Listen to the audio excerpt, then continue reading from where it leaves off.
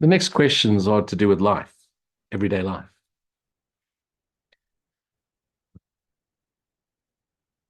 This person, close relationship with her husband, and he's trapped in watching the war, talking politics. She says, my husband loves the war, watches the war on TV, loves the politics. I know the US of A is going through a whole little drama story, you know, and he's now trapped in it. And very passionate, wants to talk about it all the time, as the masculine does, focused, because the masculine wants to fix, so it gets focused. It wants to talk about it. It wants to unravel it. It wants to understand it all the time. And she watches a fair amount of it with him.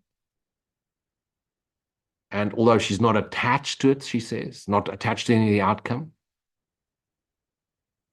she's asking the question. She gets drawn into it very quickly. How does she stay present when the husband's wanting to talk about the war and the politics and the situation and is passionate about it? And she says, she notices very quickly that she's drawn into it. Is it better to just not engage with any of it, any of the worldly crap at all? Was it just good to sit and watch and keep practicing forgiveness? So when you're when you're surrounded by people that you love, that you care about, that you're in companionship and relationship with, in mighty companionship with, and they're trapped with the illusion and they want to talk about it, especially the intellectual mind, the logical mind that wants to unravel it and tear it apart and listen to 1,000 views and make up its own mind and take a side. Can you be in their presence and be present? Can you be in their presence and not get pulled into it? Because, of course, if you don't respond, it's going to seem like you're aloof and you don't care about what they care about. So if you find yourself in a similar situation, ask yourself this question. Does the essence of what you are, does your I amness, does the essence of the beingness you are, the infinite lightness of being, does it disappear amidst the thoughts and perceptions, the turmoil of illusion? Or does it just recede into the background of awareness? For it is the awareness, it is the background. Remember, consciousness is the content of the dreaming mind. Sleeping. Consciousness is sleep. When the mind awakens, it's pure awareness. And therefore, even the dreaming mind is a tiny little glimpse trapped in awareness of awareness. Trapped is maybe the wrong word, concessions. Temporarily appearing in pure awareness. But when you become aware of being aware, you're aware of awareness is all there is, and you are the awareness itself. But while you abide here and you return to pure awareness or conscious awareness, and you're aware of content, what happens to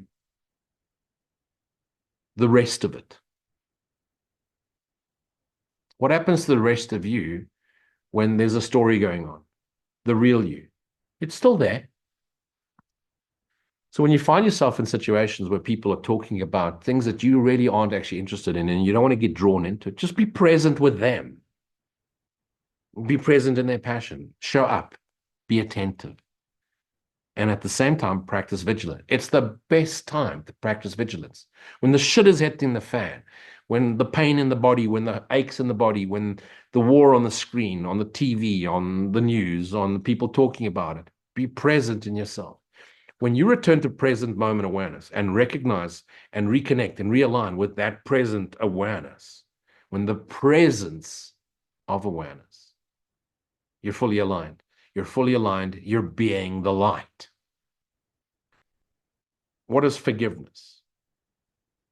Are you really forgiving? You realize it's not true. That's it, the ultimate forgiveness. Recognition of what anyone's talking about, what's appearing isn't really true. And all you really need to do is just be present in that presence. You are the presence. Remember, God is the presence, the all-encompassing present in which you present. And there's nowhere where God ends and you begin. And so if God is that presence, you're the extension of that presence. You're the presence too. And just be present and show that you're interested and show that you care. But you realize no matter what they're speaking about, no matter what they're dissecting, no matter how passionate or how angry they're getting, the essence of them is the same essence you are. Presence, the all-encompassing essence energy, the unconditional, unlimited, indivisible, undifferentiated, pure awareness, omnipresent, omniscient, omnipotent presence awareness. Don't be worried about being trapped. And if you do, it's okay, because you always return to the presence you are. And even if you were trapped or you engage and even give a perspective or take a side, matters not, because now you know you're the presence. What else you want to know? Why doesn't the dream end? I've explained that before, because until the sufficient part of the dreaming mind is awake to self, the mind can't awaken. Once it's lit enough, once 33 and a third are lit of the mind's lit, that's enough. In the meantime, be present, be grateful, and keep extending yourself. Show up. Don't disengage. Don't detach. Don't run away from. Don't deny. It's all you. Even though you're no longer interested in the war and the politics and stuff, you allow it. Parts of you are still reflecting the collective dreaming mind. You be that which is aware. You be the Christ presence in every present moment, regardless of what appears to happen.